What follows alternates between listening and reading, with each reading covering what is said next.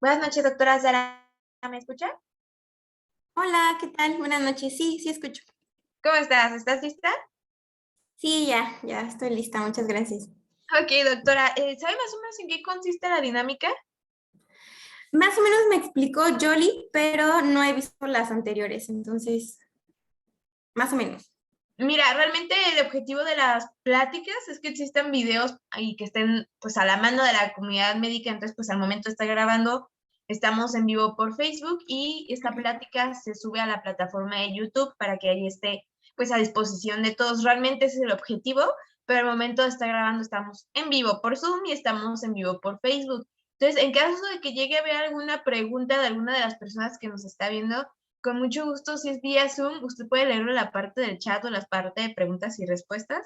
Si está por Facebook, con mucho gusto se lo leo yo. Si solamente son comentarios de felicitaciones o saludos o vaya, cualquier cosa que no sea pregunta, Ujú. eso lo dejo hasta el final, ¿sale? ¿Calcula más o menos cuánto dura su exposición, doctora? Sí, aproximadamente 25 minutos. Ok, mira, realmente es muy rápido. ¿Estás en turno? No, no, pregunté más o menos cuánto debía durar y me dijeron 25 a 30 minutos. Ah, ok, es que me gusta preguntar si los doctores están en el hospital o algo así para no, Ah, ok. Ah, no, no.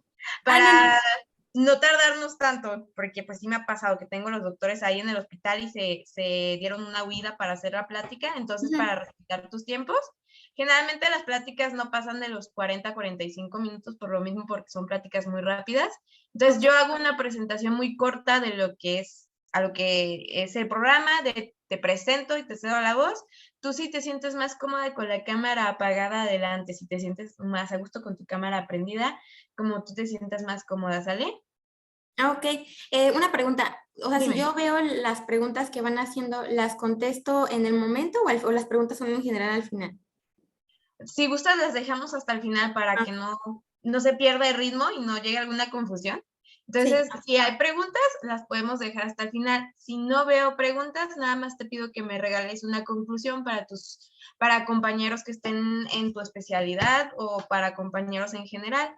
Pues Ah, hoy es muy la primera vez que tenemos la especialidad tuya. Así bien. que ahora sí que va a ser una sorpresa. Generalmente está otorrinolaringología los lunes, es la primera vez que tenemos esta especialidad. Así que puedes dar un consejo. Generalmente entran doctores de la especialidad que se visualiza ese día, pero Ok. pues realmente entran doctores de cualquier especialidad o doctores generales, así que puedes dar un consejo de manera general, ¿sale? Ah, muy bien. Perfecto. Generalmente en los programas tenemos mentores que nos acompañan, pero pues en esta ocasión vamos a estar solitos, así que el programa va a ser completamente tuyo. Y te digo, no es muy tardado, máximo le calculo unos 35 minutos para no quitarte tanto tiempo tampoco. Ah, perfecto. Está muy bien. Doctora, ¿sabe cómo compartir pantalla? Sí, sí, Voy a sí. intentarlo para ver que no haya ningún problema. Sí.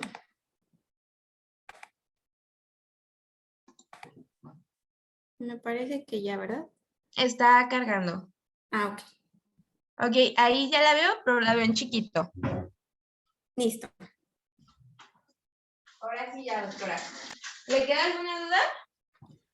No, me parece que no. Todo muy bien. Ahorita la quito, ¿verdad? Si gusta, la puede quitar para que se empiece a compartir por Facebook. Y pues empezamos ahorita como en 3 minutitos. Mientras se comparte por Facebook, perdón, yo apago mi cámara. Si usted también gusta apagar su cámara, su audio, y ya cuando yo empiece a hablar, si quiere tener su cámara prendida, la prende, ¿sale? Ok, perfecto. Entonces, ahorita la veo en 2 minutitos, doctora Sara. Sí, está muy bien. Muchas gracias. Gracias. Gracias.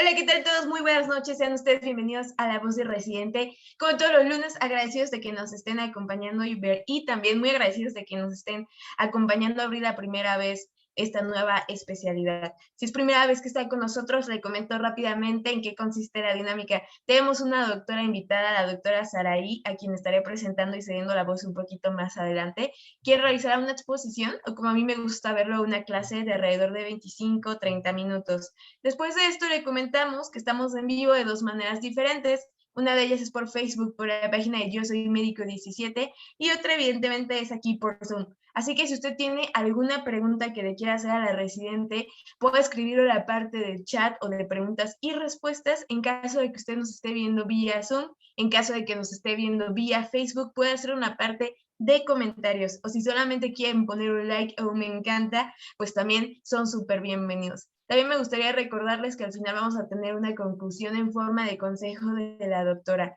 Estas pláticas van a durar alrededor de 35 minutos y esperemos de que nos puedan acompañar en todo ella, pero también les recuerdo que si por alguna razón no nos pueden acompañar en vivo, las pláticas se quedan guardadas en la plataforma de Facebook de Yo Soy Médico 17, o también las van a encontrar generalmente al día siguiente en la plataforma de YouTube.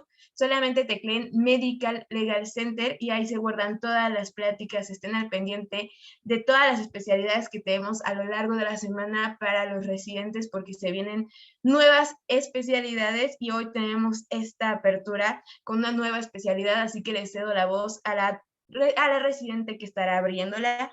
Ella es Saraí Ruiz Lara, egresada del Instituto Politécnico Nacional, R2 de Epidemiología en el Hospital General Regional número 1 Ignacio García Tellez, Mérida, Yucatán. La doctora Saraí Ruiz Lara. Buenas noches, doctora Saraí, muchas gracias por acompañarnos.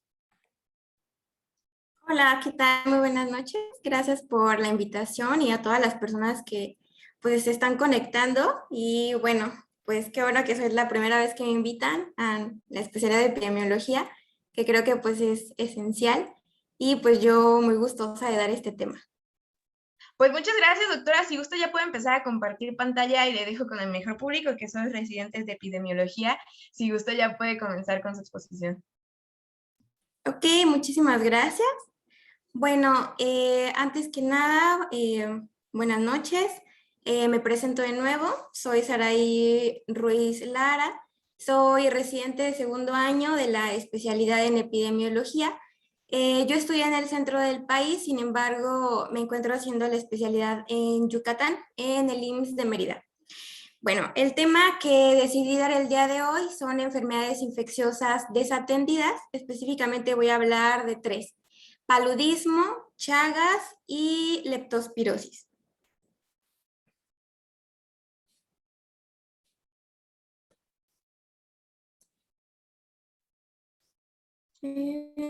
Doctora, no cambió Bueno, me de... parece. Ajá, sí es lo que estoy viendo, que no cambia.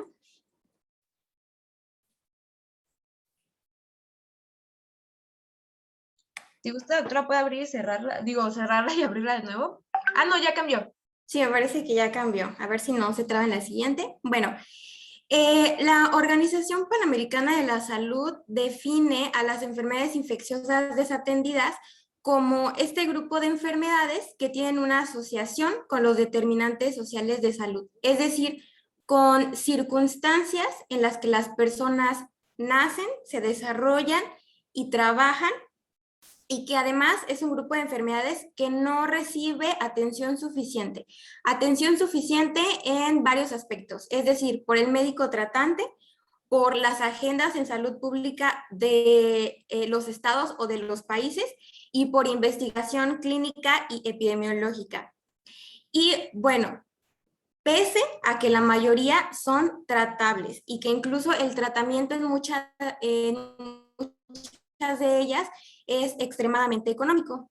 La Organización Mundial de la Salud engloba a estas enfermedades, pero las llama enfermedades infecciosas desatendidas tropicales. Sin embargo, en la resolución CD 49R19 en 2019, la Organización Panamericana de la Salud concluye en que en las Américas se van a llamar solo enfermedades infecciosas desatendidas, debido a que no todas las enfermedades tropicales son exclusivamente desatendidas. Bueno, entonces este problema de salud pública, porque es así, un problema de salud pública, es un círculo vicioso en el que los determinantes sociales de salud, principalmente la pobreza, van a condicionar a enfermedad. Y la enfermedad por sí misma o las secuelas de ella van a llevar a un estigma y discriminación, lo que va a frenar el desarrollo económico y social de la persona. Entonces, la Organización Panamericana de la Salud establece un plan de acción para la eliminación de estas enfermedades del 2016 al 2022, ahí no alcanzo a ver, al 2022. Sin embargo, ¿qué ocurre en el año 2019? Pues la actual pandemia por la COVID-19 lo que hizo que estas enfermedades y otras pues quedaran muy por abajo de las prioridades en salud.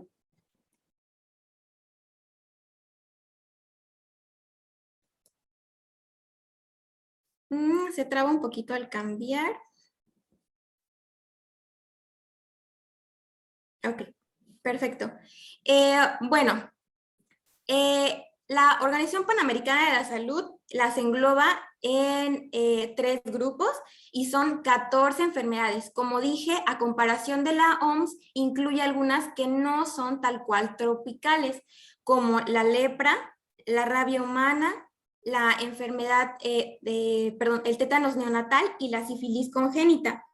Entonces, a diferencia de la OMS, son 14 y no 10. Y las engloba en 3 grupos. Las que tenemos de color rojo son aquellas enfermedades en las que actualmente no existen todavía metas concretas para el control y su eliminación. Las que tenemos de color verde son aquellas en las que se espera controlarlas y reducirlas drásticamente, y 10 que tenemos de color azul son las enfermedades que podrían ser eliminadas. Y entre ellas se incluye la enfermedad de Chagas, que vamos a hablar el día de hoy, y también la malaria. Ojo, no se incluye leptospirosis, que es de la tercera que voy a hablar. Sin embargo, hay varias razones por las que yo quisiera hablar el día de hoy de ella y que vamos a hablar posteriormente.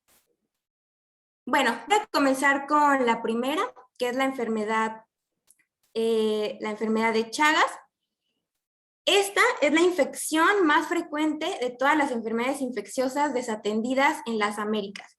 Y hay varias razones de su importancia. Una es que tiene graves consecuencias crónicas que van a afectar la productividad del paciente, así como su calidad de vida. La siguiente es que es potencialmente mortal y que es curable, y que en México contamos con el tratamiento. Bueno, en América Latina hay 21 países que son endémicos de esta enfermedad y México es uno de ellos. México es un país endémico de Chagas.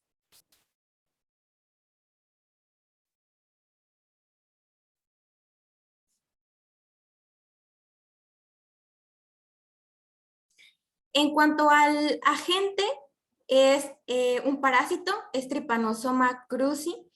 Y algo muy curioso que quisiera mencionar es que, bueno, el vector son insectos triatominos, mejor conocidos como chinches, pero dependiendo la región donde nos encontremos trabajando o laborando como médicos, las personas tienden a nombrarlos de manera diferente. Por ejemplo, en Yucatán, las personas tienden a denominar al vector como pic. De hecho, en consulta es normal que los pacientes digan que los picó un pic y pues hacen referencia al vector. Yucatán es uno de los estados que mayor incidencia presenta de Chagas, e inclusive llegan pacientes con frascos con el vector y pues los llevan para su evaluación con el médico. Bueno, el mecanismo de transmisión son heces, bueno, las heces de insectos que eliminan los parásitos. Es decir, el vector pica y posteriormente defeca, y nosotros al rascarnos de forma instintiva vamos a inocular el parásito por la herida de la picadura. Generalmente es de hábitos nocturnos, es decir, se oculta durante el día, en la noche sale y, bueno, pica, pero en situaciones de estrés, al querer alimentarse, puede también hacerlo durante el día. Bueno, esta es una gráfica de los casos de incidencia de Chagas. A simple vista podremos concluir que ha aumentado la incidencia, pero en realidad no es así. Lo que ha pasado es que la notificación, la vigilancia epidemiológica ha mejorado, por lo tanto, pues se han reportado mayor número de casos y no necesariamente que tal cual siga aumentando pues los casos de la enfermedad, ¿no? Sino solo la vigilancia ha mejorado. Y este es un mapa de la República Mexicana donde se muestran por entidad federativa los casos. Podemos ver en rojo aquellos que presentan mayor incidencia. Podemos ver que Yucatán es uno de ellos, también Veracruz, Oaxaca, bueno, Chiapas también es uno de los estados con mayor incidencia de Chagas. Y algo muy importante que quiero decir es que si bien hay algunos estados que presentan mayor número de casos que otros, como lo dije al principio, México es una zona endémica. Entonces, en todo México tenemos que sospechar de un caso de Chagas en algún paciente pues que presente la clínica que voy a mencionar posteriormente. En epidemiología generalmente nos guiamos por definiciones operacionales. Entonces la definición operacional de Chagas incluye un paciente que tenga una relación epidemiológica, es decir, que presente los signos y síntomas, pero que viva en una zona endémica o que haya viajado a una zona endémica de Chagas. Y bueno, México es endémico, entonces en todo México se debe de hacer la sospecha. Bueno, en cuanto a la clínica, se divide en dos fases, en fase aguda y fase crónica. El periodo de incubación es de 7 a 10 días y literalmente la fase aguda va desde la infección hasta que se deja de detectar el parásito en sangre. Esta puede ser sintomática o asintomática. Es sintomática hasta en el 95%, asintomática, perdón, en el 95% de los casos, y en caso de que sea asintomática, los síntomas son muy específicos. Puede haber fiebre, malestar general, mialgias, artralgia, cefalea, diarrea, y puede haber dos signos principales, que es el chagoma de inoculación, que voy a mostrar una imagen posteriormente, y el signo de Romaña. Aunque estos dos signos pueden estar ausentes y aún así sospecharse de Chagas, es decir, no tienen que estar presentes para que nosotros podamos sospechar. Y bueno, la fase crónica generalmente va pues desde que deja de detectarse los parásitos en sangre hasta que comienzan a identificarse anticuerpos anti-Trypanosoma cruzi, y también puede ser sintomática o asintomática. La fase asintomática también puede denominarse indeterminada, porque es un paciente en el que no sabemos si evolucionará o no a esta fase crónica sintomática. Y generalmente estos síntomas y complicaciones suelen presentarse de 25 a 30 años posterior a la fase aguda. Y el 95% de los casos tienden a ser síntomas o manifestaciones cardíacas. Se caracteriza por cardiopatía chagásica. Recordemos que, bueno, Chagas tiende a afectar generalmente los plexos nerviosos, lo que altera la conducción eléctrica en el corazón. Y la cardiopatía chagásica puede complicarse a miocardiopatía dilatada, y esto, a su vez, en insuficiencia cardíaca. Y a nivel intestinal tiende a ocasionar megaesófago y megacolon. Aquí tengo signo de Romaña, que es edema bilpalpebral unilateral con conjuntivitis. Y bueno, generalmente sucede cuando hay inoculación pues cerca de la zona, pero generalmente es autoinoculación, es decir, que tal vez el vector dejó o picó cerca y nosotros al rascarnos la conjuntiva generamos la autoinoculación. Y este es el chagoma de inoculación, que como tal es un nódulo rodeado por eritema, que es el sitio donde pues introdujo el parásito. El diagnóstico depende de qué fase estamos hablando. Si el paciente se encuentra en fase aguda, generalmente debe hacerse por método directo, es decir, por observación microscópica en fresco o gota gruesa, o indirecto, si el paciente se encuentra en fase indeterminada o, bueno, en general crónica, y se detectan anticuerpos, antitrypanosoma cruzi, a través de hemaglutinación, ELISA, inmunofluorescencia indirecta o bien Western blot. El diagnóstico por serología, que es en fase crónica, de forma indirecta, necesita la positividad de 2 pruebas. Si en esas 2 pruebas hay discordancia, es decir, si una sale positiva y la otra negativa, se tiene que realizar una tercera, pero es necesario para el diagnóstico confirmatorio en fase crónica por método indirecto 2 pruebas positivas. Y en cuanto al tratamiento, en México contamos con Ifurtimox. Obviamente es preferible que el tratamiento se otorgue en la fase aguda. Sin embargo, también se puede otorgar en la fase crónica para evitar la progresión y la complicación de los síntomas. Bueno, continuamos con la segunda, que es paludismo o también conocido como malaria. Al igual que Chagas, es potencialmente mortal. Sin embargo, se tiene que tener especial cuidado en grupos vulnerables, es decir, en niños menores de 5 años, que puede generalmente pues, llegar a ser mortal.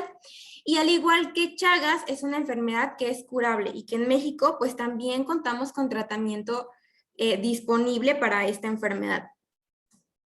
Ahora bien, a diferencia de todas las otras enfermedades infecciosas desatendidas, paludismo tiene objetivos específicos dentro de los objetivos del desarrollo sustentable o sostenible. De hecho, se incluye estos planes de acción junto con tuberculosis y VIH. Entonces, dentro de los objetivos de estas estrategias, se incluye reducir las tasas de mortalidad por paludismo al menos 90% para el año 2030, reducir la incidencia de los casos en todo el mundo al menos 90% y también eliminar el paludismo en al menos 35 países. Y México es uno de estos países. Se espera que para el 2030 pueda eliminarse la malaria de la región. Y bueno, hablando un poco del agente, el agente es Plasmodium, hay 4 tipos principales. Plasmodium falciparum es más común en África, causa en porcentaje muy bajo infecciones en la región de las Américas, pero tiende a causar los cuadros clínicos más graves. Plasmodium vivax es el más común en la región de las Américas, causa hasta el 95% de los casos y bueno, el cuadro clínico en general no es tan grave a comparación de falciparum. Y también tenemos a Plasmodium malariae y Plasmodium ovale. El vector son mosquitos del género Anopheles y el mecanismo de transmisión es a través de la picadura de los mosquitos infectados. Y bueno, lo del esporozoito es la forma infectante y generalmente tiende a picar entre el anochecer y el amanecer, es decir, durante pues, las primeras horas de sueño. Y aquí tenemos una gráfica de la incidencia de Plasmodium vivax. Como vemos, pues ha disminuido drásticamente. Como dije, actualmente México se encuentra en proceso para la eliminación del paludismo. Y en cuanto a Plasmodium falciparum, no se han detectado casos, por lo menos que sean autóctonos, desde el año 2009. En cuanto a la clínica, bueno, tiene un periodo de incubación de 10 a 15 días y se caracteriza por la tríada clásica denominada como paroxismo malario, que es fiebre, diaforesis y escalofríos. En niños puede llegar a ser grave, como dije, puede llegar a ocasionar anemia severa y el llamado paludismo cerebral, que como tal pues es edema cerebral que puede conducir a la muerte. Y bueno, algo muy importante que quiero mencionar es que a diferencia de Chagas, el paludismo no se distribuye de forma homogénea en toda la región. O sea, Chagas es endémica de México. En México hay paludismo, pero no se distribuye de forma homogénea, sino que se encuentra focalizado. Por eso nosotros lo consideramos focos palúdicos, que son regiones específicas donde se ha detectado la transmisión de esta enfermedad. Y bueno, estas regiones no tienen que estar delimitadas geográficamente, es decir, no hablamos de municipios completos o de estados completos, sino que dependiendo de las variantes epidemiológicas de tiempo, persona y espacio, ya considerando el número de casos, las características ambientales de la población, etcétera, nosotros delimitamos estos focos palúdicos. Actualmente en México, los estados que tienen mayor número de focos palúdicos activos son Chiapas y Chihuahua. Entonces, una vez que nosotros detectamos un caso probable de paludismo, es importante también identificar si se trata de un caso autóctono, es decir, que nosotros sabemos que la persona se encuentra en un lugar que es un foco palúdico activo. Entonces, hablamos de un caso autóctono, un caso foráneo cuando viene de otra entidad federativa dentro del mismo país, y un caso importado, que es cuando viene de otro país. Y bueno, el diagnóstico en paludismo es en realidad muy simple, es a través de gota gruesa y frotis. Generalmente se tienen que realizar los dos. En gota gruesa se realiza el conteo parasitario y en el frotis se identifica la especie de Plasmodium que está causando la enfermedad. Y de identificar la especie es importante porque de eso obviamente va a depender la evolución clínica del paciente, pero también de eso va a depender el tratamiento. Como mencioné, en las Américas y en México, Plasmodium vivax es el más común. Y el tratamiento para Plasmodium vivax es con cloroquina más primaquina. Sin embargo, en caso de que se trate de Plasmodium falciparum, el tratamiento debe ser combinado con artemisia. Y bueno, en general, no quiero abundar mucho en el tratamiento. Igual el tratamiento en embarazadas pues tiende a ser un poco diferente, pero en general, si hablamos de Plasmodium vivax, el tratamiento es así.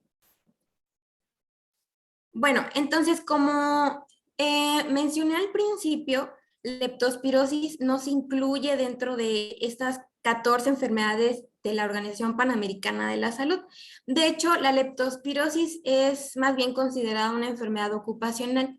Sin embargo, veo necesario hablar de ella por muchos aspectos. Uno es que es potencialmente mortal, aproximadamente el 10% de los casos tiende a terminar en defunción. El diagnóstico es difícil, no solamente por los métodos por los que se realiza, sino porque generalmente puede haber casos de pacientes que mueren en una edad muy temprana antes de establecerse el diagnóstico. Y otra es que pues, es una enfermedad curable y pues que tenemos tratamiento. Bueno, el agente es una espiroqueta, es Leptospira interrogans, y los reservorios son ratas, perros, ganado bovino y ganado porcino. Y el mecanismo de transmisión es la exposición directa o indirecta de orina de los animales infectados. Puede ocurrir igual transmisión por alimentos contaminados, por agua contaminada o pues el manejo en general pues de estos animales. Por eso es que es considerada una enfermedad ocupacional, es decir, pues de veterinarios, de personas que trabajan en el campo, de ganaderos. Y bueno, en cuanto a epidemiología, a nivel mundial, en realidad no está bien documentado la incidencia de la enfermedad. En Estados Unidos, aproximadamente se reportan de 100 a 150 casos anuales de leptospirosis. Y esta enfermedad es común en áreas tropicales. ¿Y por qué es así? Bueno, generalmente no hay brotes de leptospirosis, tiende a aparecer de forma aislada, pero es común que ocurra en época de lluvia o de huracanes, porque al haber estas inundaciones, las personas tienen contacto con con agua, que generalmente es agua contaminada por la orina de animales. Entonces tiende a ser común en épocas de lluvia. Y bueno, en México tampoco se tiene un registro específico de la incidencia, sin embargo, también Yucatán ha presentado o ha reportado gran número de casos.